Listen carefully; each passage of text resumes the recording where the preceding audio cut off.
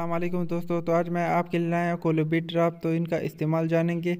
तो ये उन बच्चों के लिए जो बार बार उल्टी करते हैं या दूध गिराते हैं या उनका पेट जो है बार बार ख़राब होता है और गैस करता है, तो इन बच्चों के लिए इनको आप जो है इसके लिए इस्तेमाल कर सकते हैं। तो इसका रिव्यू करेंगे। तो चलो चलते हैं और वीडियो को जो है।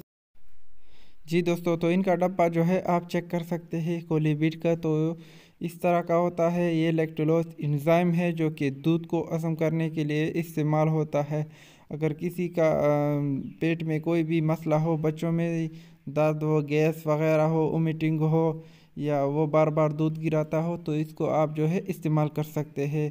तो इसका इस्तेमाल करने का तरीका यहाँ पे लिखा होगा, या आप जो है इसको मतलब छोटे बच्चों को आप कतरे दे सकते हो या डॉक्टर के मुताबिक आप इसको इस्तेमाल कर सकते हो। तो इनका रिज़ल्ट दोस्तों बहुत अच्छा है। इसको हमने जो है लोगों पे इस्तेमाल किया है, तो इसको आप जो है चेक कर सकते हैं। तो इनका प्राइस दोस्तों थोड़ा सा ज़्यादा है, लेकिन रिज़ल्ट जो है बिल्कुल जो है अच्छा है। इसका प्राइस दोस्तों तकरीबन 470 रुपये है। और ये